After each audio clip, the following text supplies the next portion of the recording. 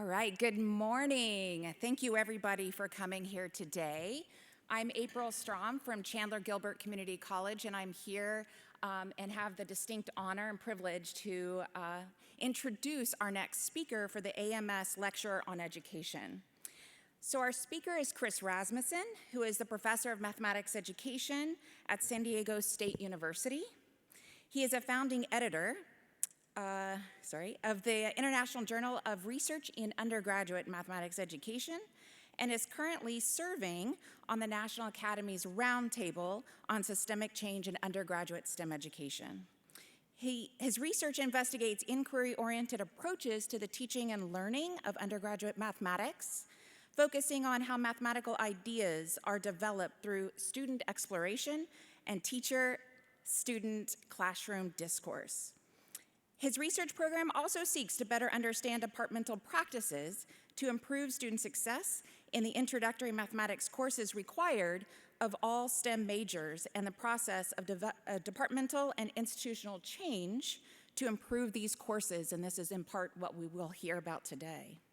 On a personal note, I've had the privilege of working with Chris on the Seminole project. Through a project I had for my sabbatical, I was able to take some time away and be in California to work with his team, and I have to say it was one of the huge privileges in my professional career. I have found Chris to be amazingly talented and committed to improving the teaching of undergraduate mathematics, and personally, he's just an all-around great person to know. And if you have the opportunity ever to have dinner with Chris, just know that he will actually find the best Indian food restaurant in the area imaginable. So please help me in welcoming our speaker, Chris Rasmussen.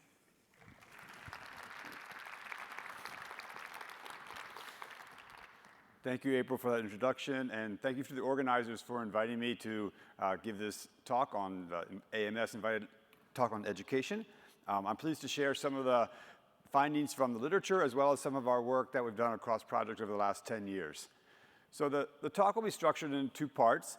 The first part will be focused on what we know about mathematics teaching at the undergraduate level, both lecture-oriented and active-oriented or lecture inquiry-oriented.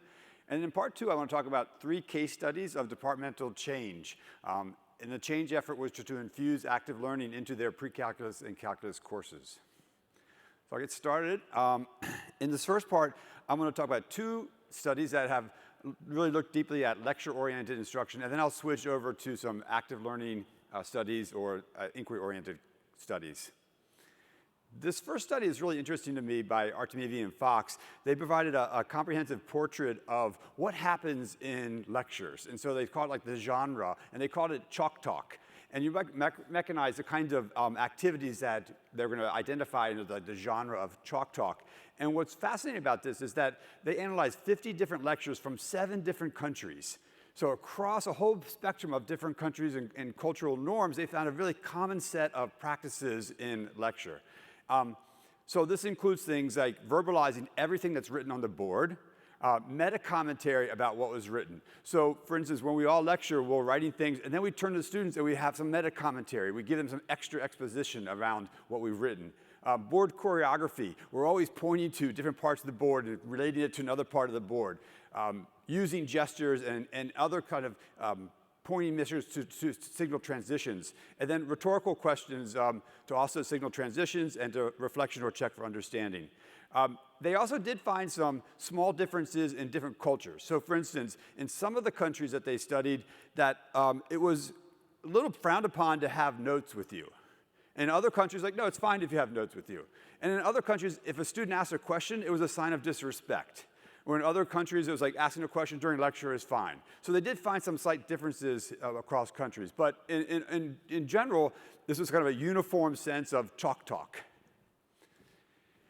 The next study I want to take a look at is one conducted by Liu and colleagues. It's published in the Journal for Research in Mathematics Education, one of our premier research journals in math ed. And is a case study of Professor Dr. A, sort of an pseudonym. Dr. A has 30 years of experience and is regarded as an excellent lecturer. It's like very high reputation in terms of his teaching. And they recorded his lectures, and they presented in this article one 11-minute proof sequence. You can see what the the sequence was there that was convergent. And they did interviews with 3 pairs of students who were in that class of his lecture.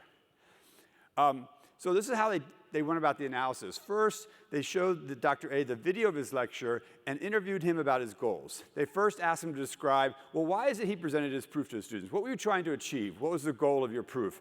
Then they asked him to stop the video recording at every point he thought he was trying to convey a mathematical content. So he first gave them an overall scheme about what he was trying to accomplish. Then they watched the video together, and he paused. He's like, oh, here I was trying to show them this, or here I was trying to show them that. And so they had a record from the instructor's point of view about what he was trying to share with students. Then they interviewed pairs of students. They had 3 pairs of students with 4 passes through the information. So the first pass, they simply asked the pair of students to recall what they learned from the proof by reviewing their notes. So the students got to go through their notes and tell them, oh, this is what I thought was important. Here's this key idea. The second pass, the students watched the lecture again and in its entirety, took more notes, and then were asked again what they learned and what the instructor thought he was trying to convey. The third pass, the students were shown short, specific clips of the video and asked what the professor thought was trying to convey. And those short, specific clips were the exact clips that the instructors stopped and say, oh, here is where I was trying to convey this. So that was the exact, and then the fourth pass, students were asked just outright, hey, do you think you could have learned this from this lecture? Just like outright asked that. And it's really fascinating to see what students said in these 4 passes of the data. So the first pair, they didn't get the idea that to show a sequence is convergent without a limit candidate to show it's Cauchy. The third pair never got it, even after asked if you could actually get it. And the first 2 pairs only got it in pass 3. And remember, pass 3 was, they were actually shown a very specific clip and asked what you could get from that clip. I think the other one is interesting is that geometric series is in one's toolbox for working with bounds and keeping quantities small. None of the groups ever got that. Even after asking that exact same thing, like, yeah, nope, that wouldn't be something I got out of that. So anyway, the point here is that even with a really experienced instructor that's highly regarded, that things don't get transmitted as we think they might get transmitted. And one of the reasons that the authors cite for this is that students aren't very good at taking notes, especially when there's a lot of meta-commentary. So in the Artemidi and Fox paper, I highlighted how meta-commentary is something that we all do when we lecture. Well, the meta-commentary was happening in Dr. A's class when these important points were coming across. Well, guess what? Students write down their notes what we write on the board. They're not necessarily writing down what we're saying as we think is really important. So I think that shows one insight, like if we as lecturers think that we really have something important, we should write it down. Another thing I think was really balanced by the authors is that they said, also, on the other hand, students aren't that good at note takers. We can help them be better note takers as well. So I think it's a really insightful study about the lecture process, even with a really experienced, excellent lecturer. All right, I want to turn to a large national study I was privileged to be a part of, the characteristics of successful programs in college calculus. This was a 5-year study that was involved the Mathematical Association of America. We had 2 phases of the study, and the first phase was a national survey of Calculus 1 programs. We used a sampling frame from the Conference Board of the Mathematical Society. And you can see the number of institutions we sampled and our response rate. Response rate's not great, but it's okay for survey world. All right, so a couple insights from this survey. One of the things that we have some data on from this survey is the demographics of those students in calculus. So overall, there were 52% just about men and around 48% women in Calculus 1 from the survey. And then if you look at students who are STEM intending, so not everyone who takes Calculus 1 is STEM intending.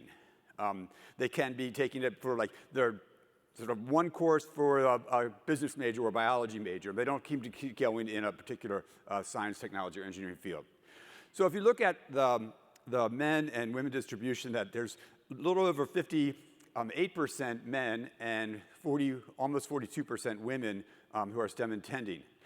Now I want you to think about like those people who are STEM intending and now switch after taking Calc 1. Now, I should say that this survey we administered at the beginning of the semester and at the end of the semester. And so we could gauge whether or not they started the semester saying like, yeah, I'm excited, I'm going to be an engineer, I'm going to be a scientist. By the end of the semester, they're just saying, like, yeah, I don't think so. I'm going to switch to anthropology or something like that. So we had good data on students' intentions to whether to stay in STEM, their STEM intending major, or to switch out. And so the next set of bars here is going to have the breakdown between men and women who are switchers and STEM intenders.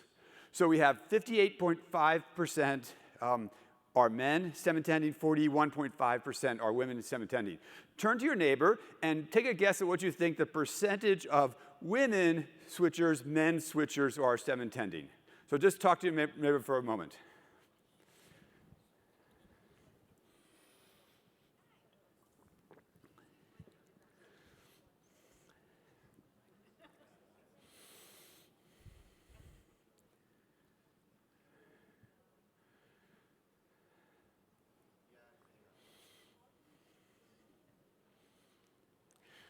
All right, so the survey says, yeah, women are 56% of STEM intending women are switchers, where they only represent less than 42%. This doesn't feel good. Like, this is not feel-good data where something's happening in Calc 1 which is disproportionately disenfranchising women in a STEM course. So we could have lots of conjectures about why this might be. One conjecture is that, okay, to be honest, women have like both high verbal qualitative skills and quantitative skills. And so if they come in a course which is taught at too fast a pace, disconnected from their interests, highly competitive, they're like, I've got options. I don't have to stick around here, right? I can do lots of other things. Whereas I can tell you from, I was a male engineer, I did a mechanical engineering degree, like you just like I don't care, I'm just gonna go through it, right? If I get a C, who cares, right? It's not my fault. And so there's a sort of maybe like gender difference in the ways you encounter classes which feel like competitive or disconnected from your interests. There are also good reasons that people switch, right? Not everyone switches out of calculus because they felt disenfranchised or they didn't belong. Some people switch out of calculus because they're like, I never knew journalism existed. I'm so excited about it. That's great. Students should switch and find their passion, right? But I think we all suspect that there's lots of people switching out of calculus that are switching because of bad experiences. And a recent study by Talking About Leaving Revisited, sort of follow-up to a really important piece of work I'll talk about revisiting, said that even in today's classes, those same problems exist in calculus that existed a decade and a half ago. So we're not making intended progress yet in having a more welcoming space for students. Also in the survey, we asked students to report on the kind of instruction they experienced. And we did a factor analysis, and we identified two factors we called good teaching and ambitious teaching. And so good teaching has all of these different kind of characteristics. And I won't read them all to you, but the point is that these apply both to lecture-oriented classes and to inquiry or active learning courses. We would expect in any kind of class that exams are graded fairly, that applications are discussed, or the instructor asks questions to determine if I was understood. So these are not heroic things. These are like typical things that we would all do in any kind of instructional approach.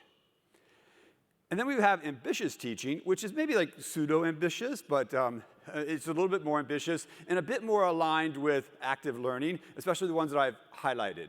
So required students to work together, had students give presentations, held class discussions. So some actions in the classroom that are more student-centered or more active learning oriented. All right, now I want to take a look at the classrooms that we had data for about the levels of high or low ambitious teaching and high or low good teaching. And I want to look at the switching rate of students in those different classes. So in classrooms where we had, in general, reported low ambitious teaching and low good teaching, we had a 16.2% switching rate overall. Now what's interesting is that if you start looking at these other cells, so if you add in low ambitious teaching but high good teaching, the switching rate goes down to 10%, 10.4%. And then if you throw it the other direction where you say, all right, now we have high ambitious teaching but only good low teaching, it's 11.9. So it still goes down a little bit, but not as much further. But what's really fascinating, if you have high levels, if you're in classrooms with high levels of ambitious teaching and high levels of good teaching, the switching rate goes to 7%. that's some progress, right? And again, I think that the kinds of teaching moves that were listed in ambitious teaching are not out of the realm. We can all have class discussions. We can have students work in small groups or pairs once in a while. So this is not kind of things that are so heroic. And I think these are things that are within the capability of all of us. I want to turn to a follow-up study to the characteristics of successful programs in college calculus. It's another MAA-led study called Progress Through Calculus. And in the first part of this study, we did a census survey of all math departments in the country that offer a graduate degree in mathematics. So why we chose that particular data set was because those are the institutions that are primarily producing the majority of STEM graduates. That's not to say that community colleges and four-year colleges aren't important venues for producing STEM graduates, but the majority are coming out of master's and PhD granting institutions. I mean, when you do a study, you have to cut your boundaries somewhere. So that made sense to us. And this was in 2015, and phenomenal response rate. So 67.6% overall and 75% at PhD granting institutions. And so you might wonder, like, well, how did you get such a great response rate? And this was not an easy survey, by the way. This survey took at least 30, 35, 40 minutes, and it required several people's input on it. So it wasn't sort of like a quick checkbox. One of the reasons is that we happened to have David Brousseau as the PI of this project, and he was the current president of the MAA at the time, and he could pick up the phone or he send emails, and like you get an email from the president of the MAA, like, gosh, I guess I should do this survey. So we're very pleased that we got such a great response rate. Now, one of the questions that we asked on this survey was, how important is student-centered pedagogy or active learning for a successful pre-calculus through calculus program? And they could say, very important, somewhat important, or not important.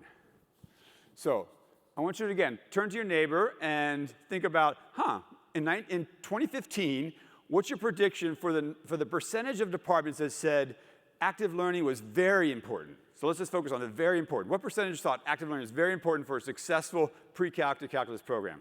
So again, just chat with your neighbor briefly.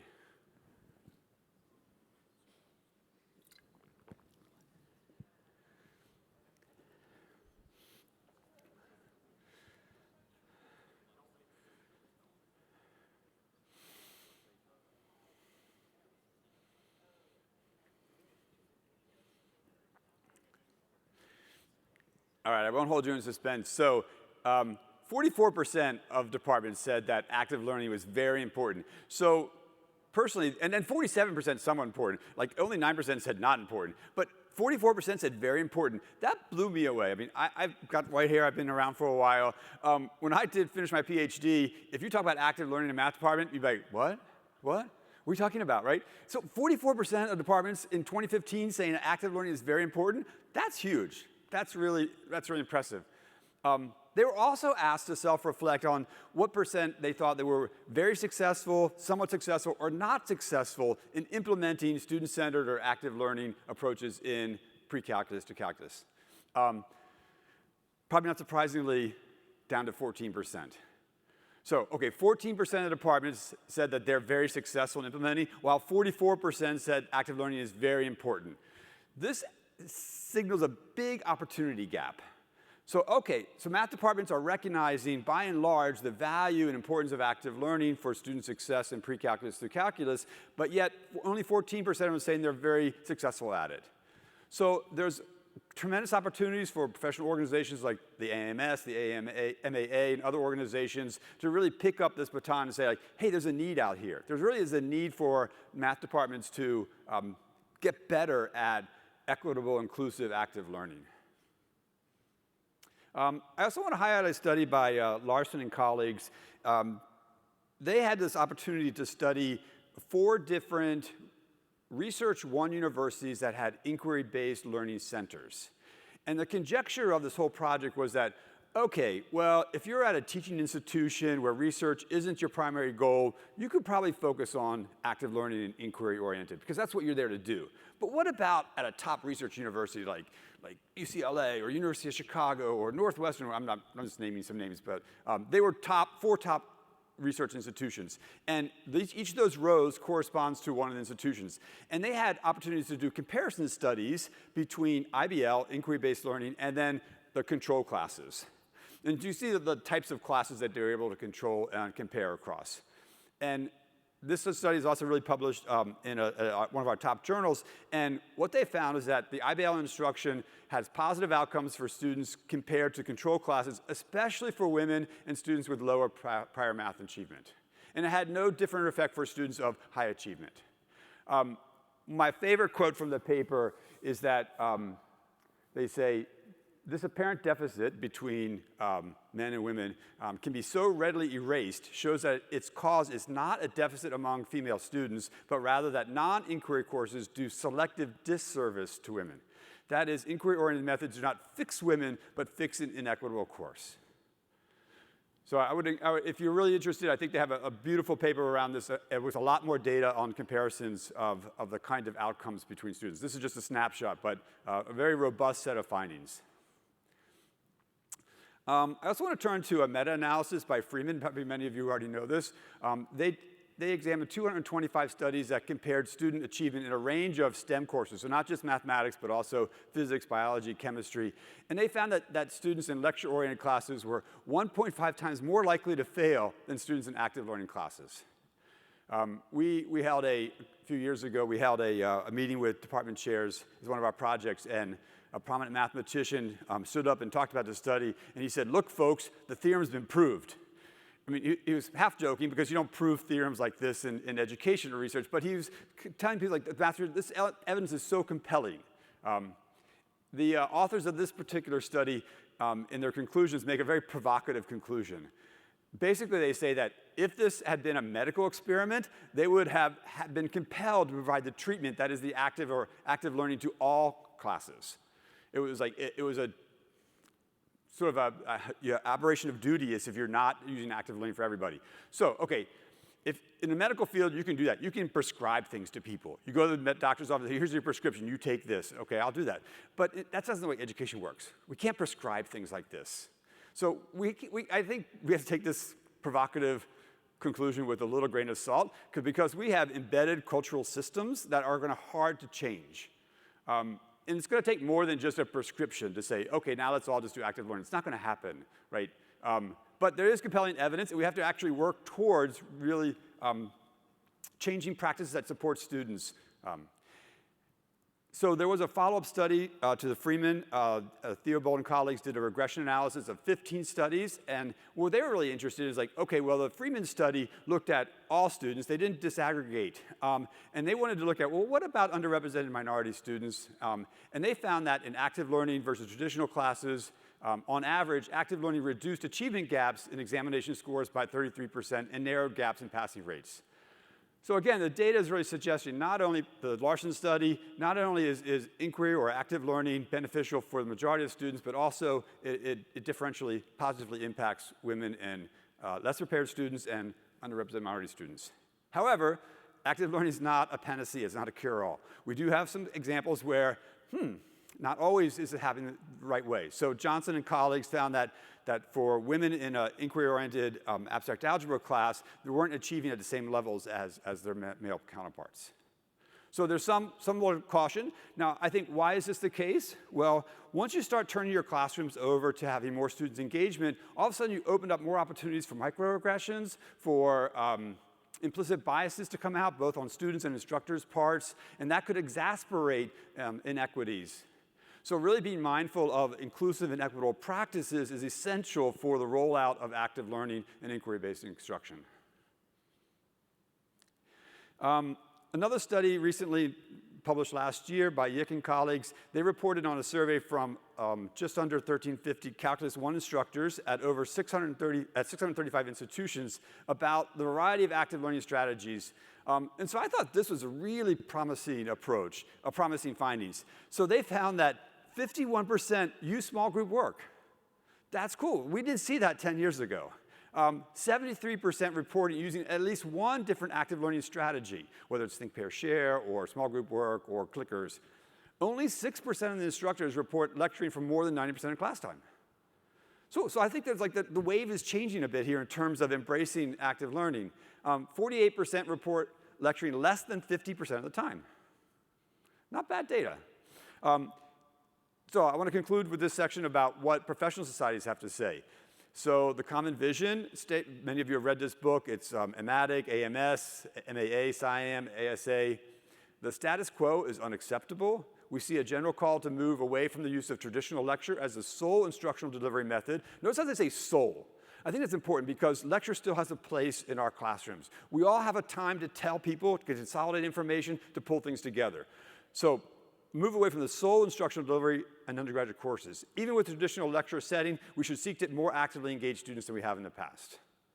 The MAA Instructional Practice Guide, they state, mathematics instructors stand at a crossroad. We must gather the courage to take the difficult path of change. We must gather the courage to venture down the path of uncertainty and try new evidence-based strategies that actively engage students in the learning experiences.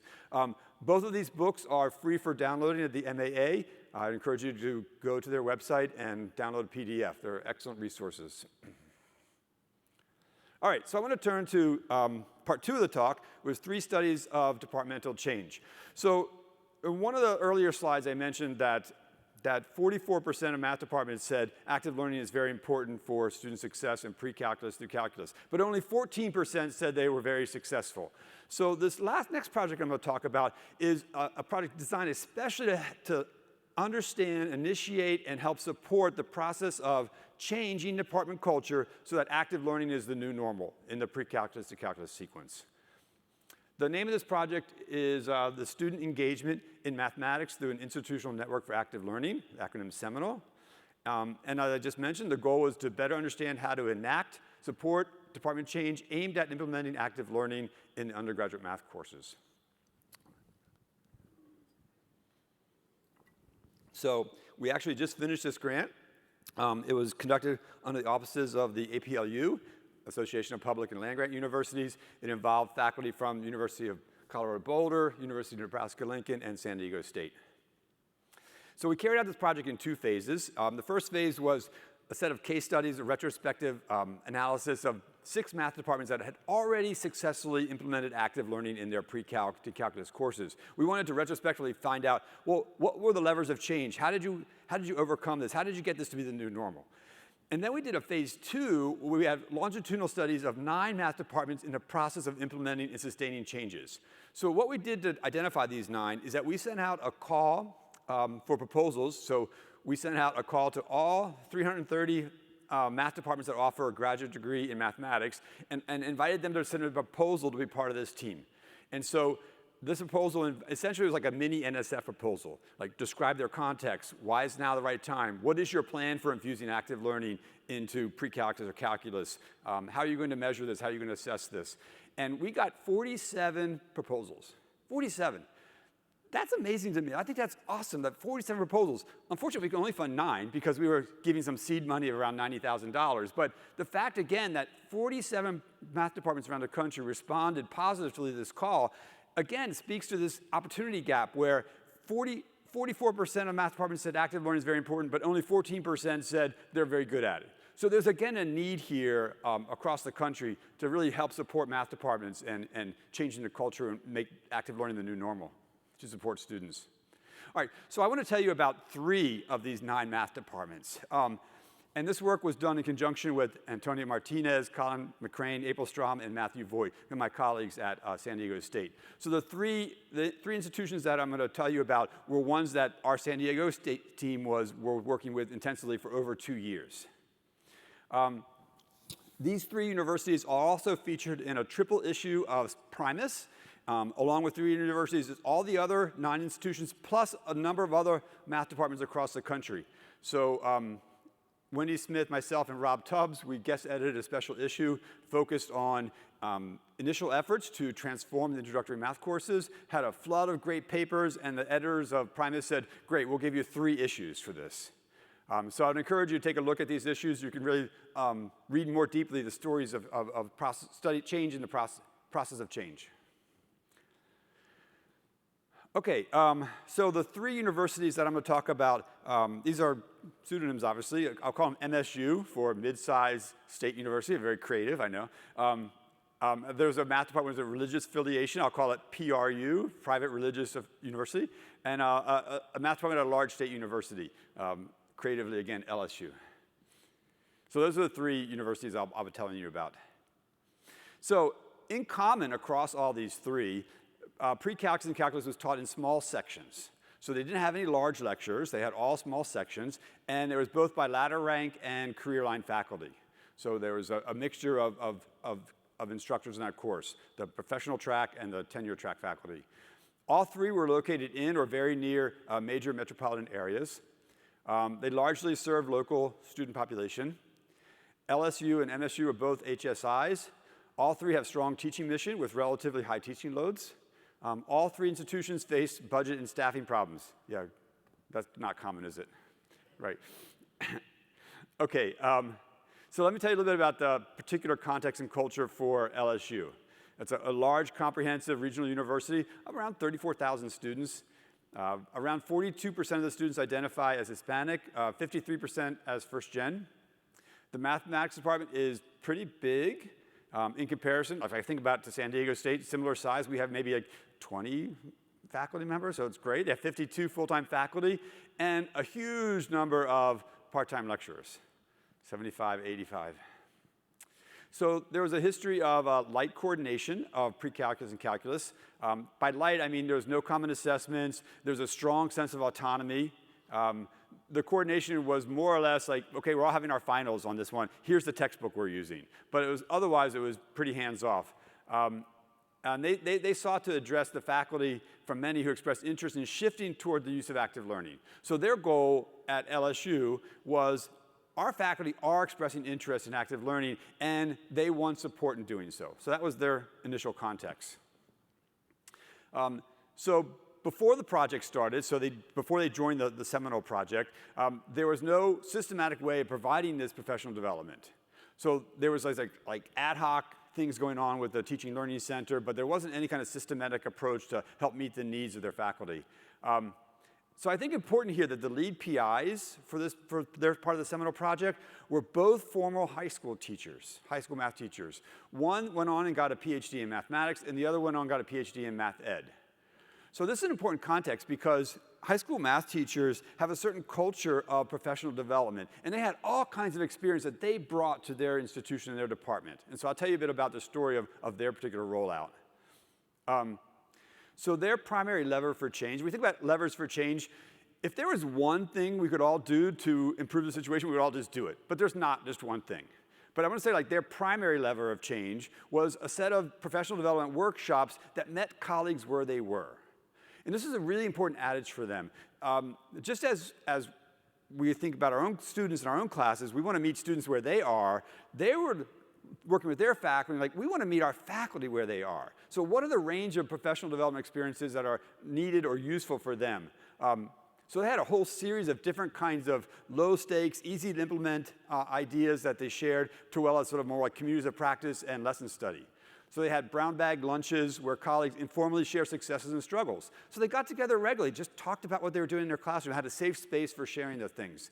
They had monthly meetings, each focused on a particular active learning strategy from the MAAIP guide. So they would read parts of the MAAIP guide, and people would say, I'm going to try this in my class, and I'm going to come back and report it. And so it was, again, just a safe space where people could try things out, come back, and share how it went. They had yearly brainstorming sessions to discuss topics of interest, like group-worthy problems. So the participants, their faculty said, we want to know more about this, and so they would have special sessions on the identified ones. They had twice yearly workshops. Here's examples of 2 of them. Quick active learning strategies you can try tomorrow. So that's kind of enticing. Okay, it's not going to be too hard. I can try this tomorrow. Transforming your classroom with active learning, making group work. And then the most substantial one was a foray into lesson study. Okay, so the professional development, they really strove to align these with effective change strategies. So first of all, these PD efforts were aligned with the beliefs of the individuals in the LSU department. Although many of their colleagues expressed belief in the value, they did not hold the belief that they could transform their instruction. So again, there's a sense I think I value this, but I don't think I can do this. And so they really meeting their colleagues where they were in those sets of beliefs. It was a long-term intervention. This was not just a single workshop over the summer and say, okay, good luck, go on your own. No, this was an extended, intentional, sustained effort over multiple years, and they're still doing it. And they understood the system as a complex system. So they were sensitive to the concerns of their colleagues, particularly junior faculty, who are mindful of tenure expectations and overworked part-time faculty. I mean, that sounds familiar, right? So you really have to take those seriously in consideration. They acquired the support of administrators and also trained faculty on how to make incremental change to instruction and how to handle inevitable challenges. So really, the sort of guiding principles that really align with effective change strategies. As part of the seminal project, we also conducted surveys. And then these are survey data around instructional practice.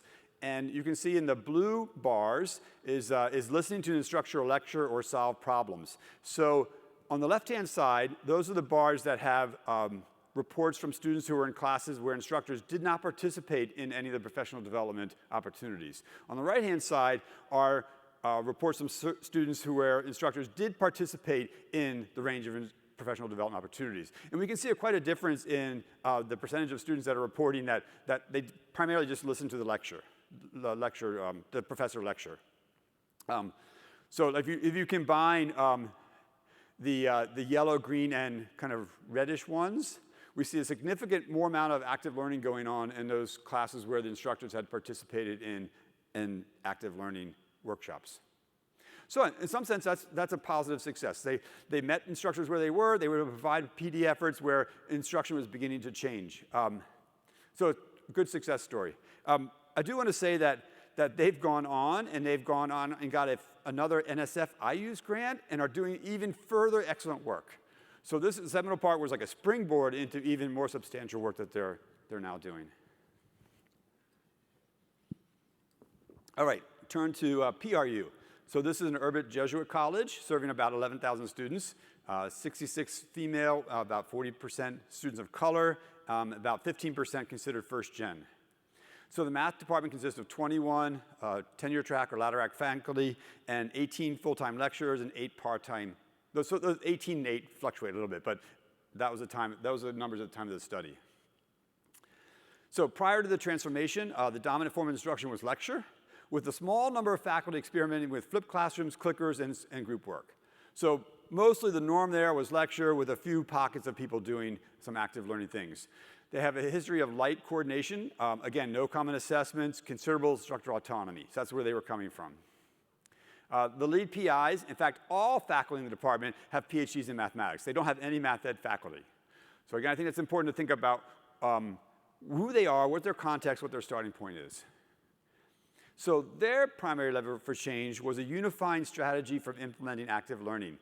Basically, a few of them were doing this model they called the 10-30-10 model. So like 10 minutes of introduction, exposition, setting the stage, the context for why it's important, maybe kind of a little mini lecture, then 30 minutes of students working in small groups, and then 10 minutes of the instructor wrapping things up, consolidating, making ties to formal mathematics, et cetera. So that was the 10-30-10 model that some of them had been working with, and they thought, you know, this is easy enough. It's easy for students and instructors to use. So making things easy is a good strategy for change because people can adopt it. And they developed a set of group-worthy problems so that instructors didn't have to create those tasks themselves during the 30 minutes. So again, they made it easy for people to implement this 10-30-10 model. They also started implementing some course coordination, not in a heavy way, but in a way to design to support instructors. So they had course coordination meetings where they would come and they'd talk about, well, how's the active learning going? What can we do to support things? And so again, the coordination was not telling people what to do. It was not a prescription. It was actually a support structure in place. All right, and so the PR team found that focusing on one active learning strategy, group work, in their case, provided a focal point for the training and discussions and allowed faculty members to engage with new instructional strategies without being overwhelmed.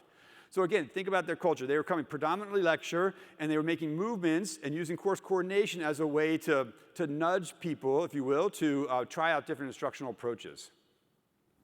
After the first year, the new instructional strategies after the first year, the amount of time devoted to active learning increased. So they actually collected data and that they were actually making a difference in the classroom.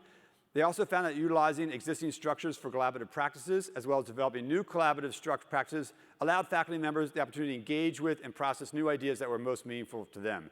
So those course coordination meetings were venues for people to vet what they were doing, complain about it, share successes, improve their practices together.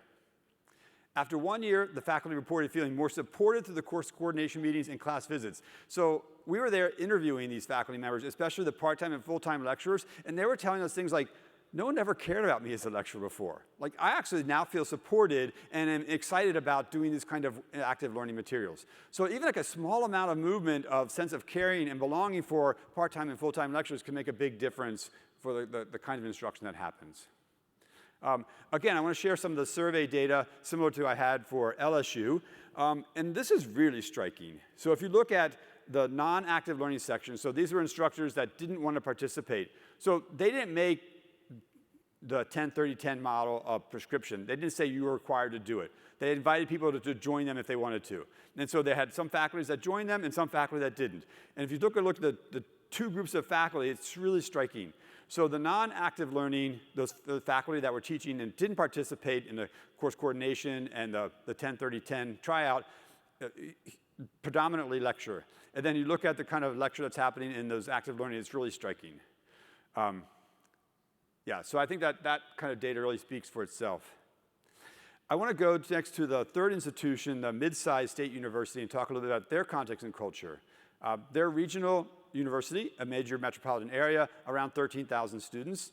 The math department consists of 11 ladder-ranked, tenure-ranked faculty, none of which, again, have PhDs in mathematics, with about 8 lecturers at the time of the study.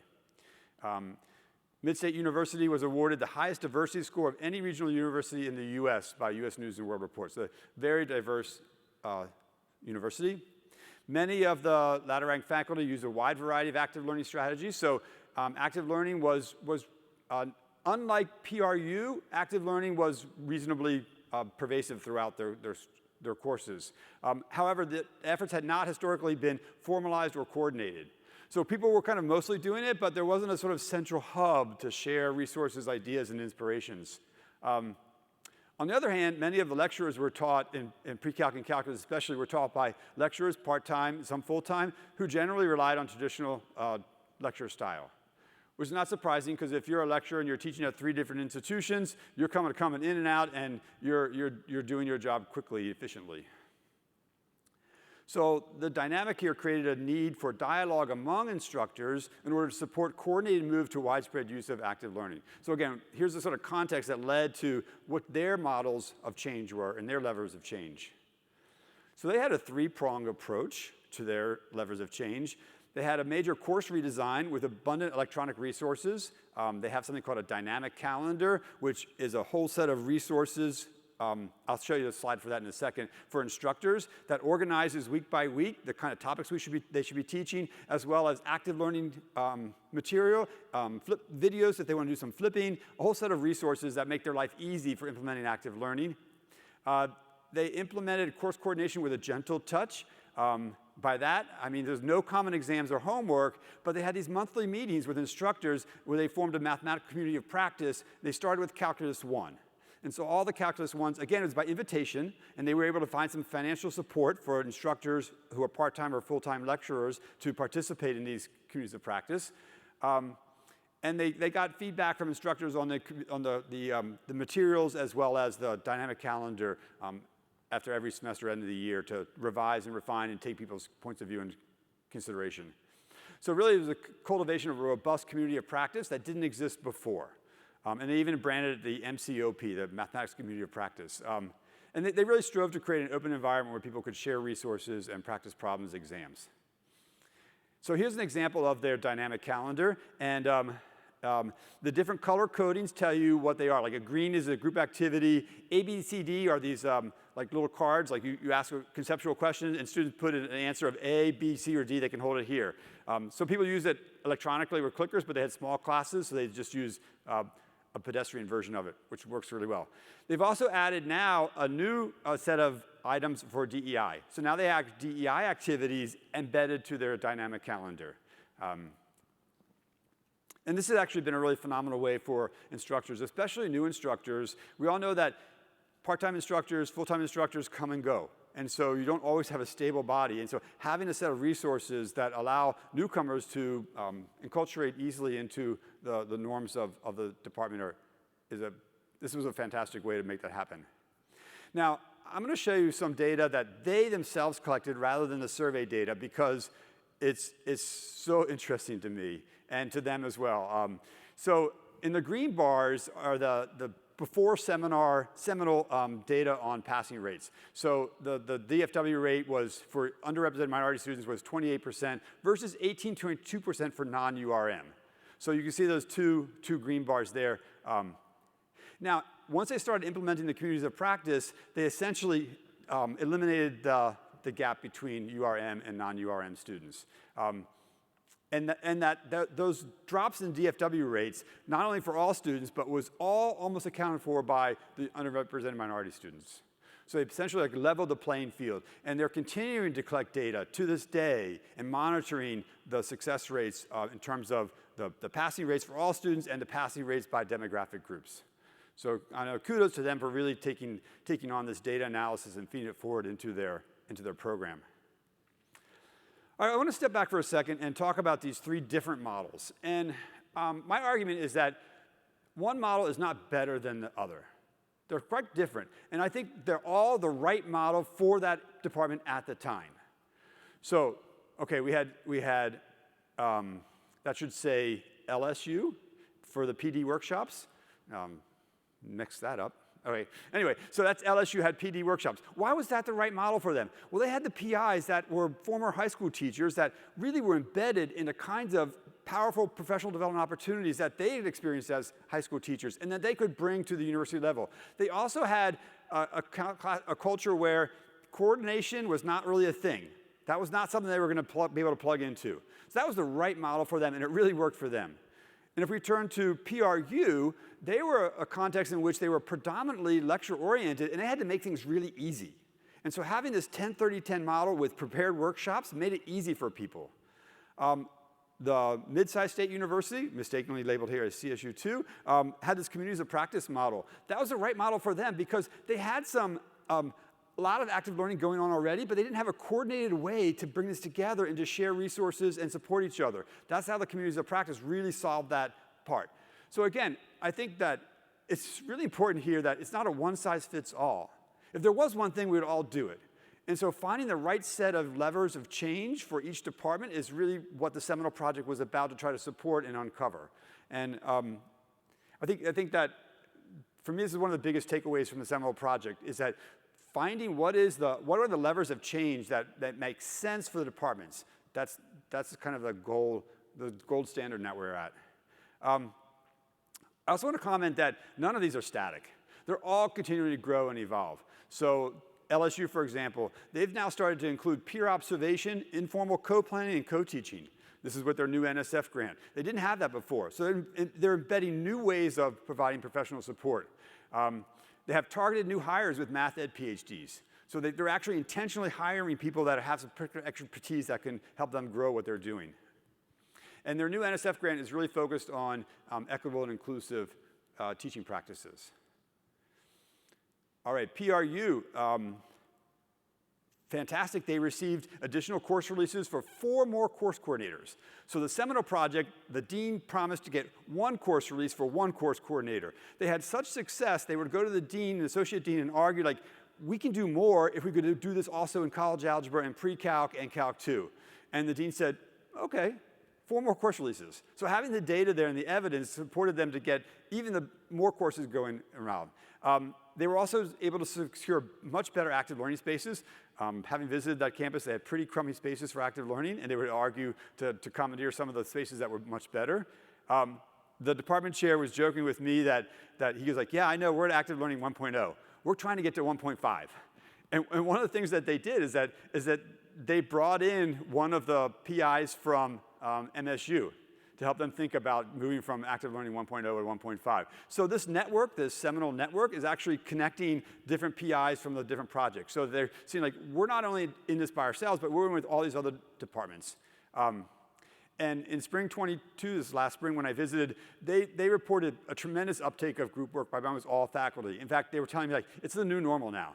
We've switched the lever from mostly lecture to mostly group work in our pre-calculus and calculus sequence. At MSU, It was interesting that they started with Calc 1 in their seminal project and a community of practice centered around this course. And as they started rolling it out to pre-calculus and calculus 2, they quickly realized that we can't have 3 different communities of practice. We're stretching people too thin. So what they decided to have one central community of practice across all the different courses, and then like halfway through the community of practice meeting, you'd break out into a course-specific meeting. So they found ways to modify the original plan to include rollout of communities of practice across all of their introductory courses. They also targeted a new hire to oversee the community of practice. So they went out and they did a hire for a new mathematician that had this interest to really coordinate a community of practice across the courses. As I showed you in that one slide, they're collecting their own data and analyzing the heck out of it, really providing phenomenal information.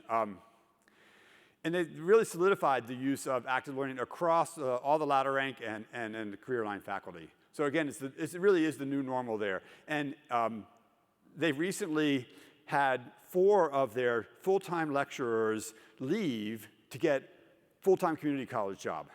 So as one of the PIs was telling me, she's like, yeah, this is a success for them. For us, it's like not a success, right? It's kind of a success for them because they helped support them to be such great professionals. But then they were left with like a gap, like, where are our really talented lecturers? And so they kind of had like to start over again with the initiation and cultivation of the community of practice. But because they had that structure in place, the community of practice, they could easily onboard new people.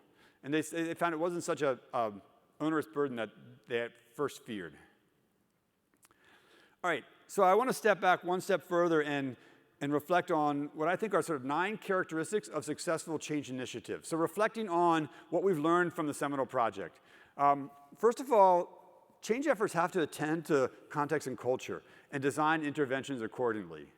One of the adages in the change literature is that culture eats strategy for breakfast.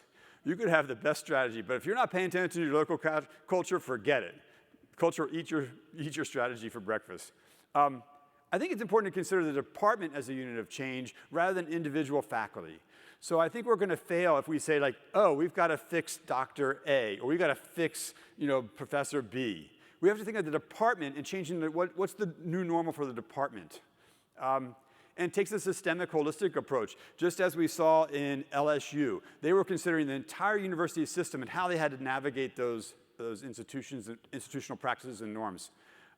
Foregrounds equity inclusive practices, essential key as we see rolling out, especially at MSU and LSU, really highlighting the need to have the DEI materials embedded in their dynamic calendar now. I think it's also important that these projects all co-opt or plug into existing structures and strategic plans. So it's much easier to take an existing structure and then tweak it to what you want to do rather than create an entirely new structure.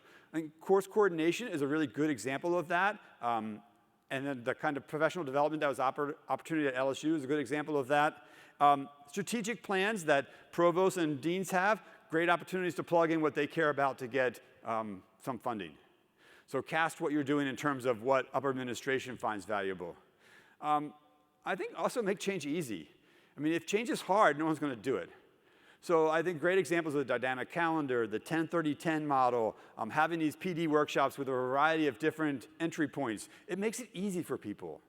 So making change easy is, I think, a key characteristic of all 3 of these change initiatives. And really work to make this the new normal. So when you bring in new faculty to hire and interviewing them, like, this is what we do here. Is this going to be a good fit for you? And so making that the new standard for newcomers. And I think communication is essential. I can tell you that in our own change efforts at San Diego State, we made a mistake of not communicating regularly enough with our faculty, and we had some problems from that.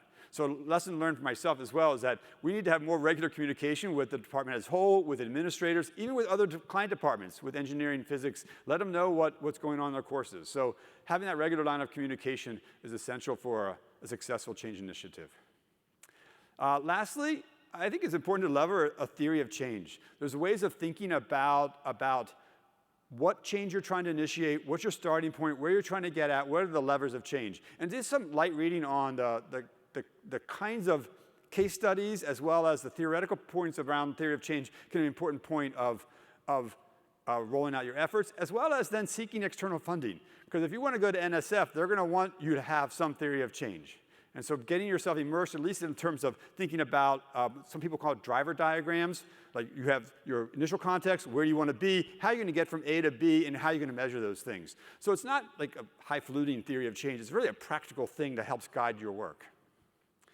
And with that, I think I will point you to a book that's recently published on the seminal project. This is on phase 1, and phase 1 was the retrospective case studies of the 6 departments that had successfully implemented active learning. So that's available at the AMS, I think maybe the combined AMS-CBMS website. And with that, I'll give you a sunset from San Diego, and thank you for being here.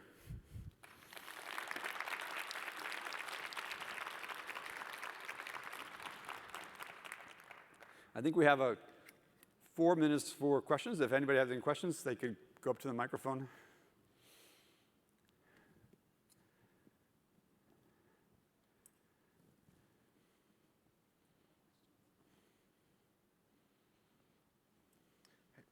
I'm just wondering, with so many universities starting to move towards active learning, but a substantial number of universities still using the traditional method, do you think that students should consider what type of methods universities are using when they are deciding where they should pursue their education? Oh, that's an interesting question. I think that I think about students going to, first of all, community college. I think community colleges are places where the faculty really care about their student, and they're doing a lot of active learning because they know that's a way that helps students. And so if you're transitioning, say, from a community college to a 4-year institution, you might want to look for institutions that don't jar your world being, right? And I think that, I'm not sure exactly if students, do they really know enough about their own learning? I'm sorry to say, but yeah. So like I know students say like, oh, I prefer much better if they just lecture to me and solve problems. Well, why is that? Well, because it's intellectually easier for them, right? Is it better mathematically, conceptually for them? Well, we see from the data and the studies that it's actually not. It may be sort of easier in the sense of like being spoon-fed, but I'm not sure students are always in the perspective to know. What are your thoughts? Do you think that there's? I mean, when I first started my undergrad, I definitely thought that being taught directly was easier in a sense, but I did sort of evolve to learn that the information stuck with me longer if I sort of was in that active learning environment, and then sort of starting to work a tiny bit within academia, I was able to learn more that to see students learn better and hold that information right. more. It's essential to listen to students and ask them about their experiences. So we're engaging them in active learning. Have periodic, like, brief surveys, like what's working well for you, what's not working well, how can we tweak things, right? So listening to them when they're in your classroom, that's really important. But prior to enrolling in university, I'm not sure I'm there yet. But I think taking into account student voice in the midst of teaching is essential. Yeah. Well, I think we only have a minute left, and so thank you all again.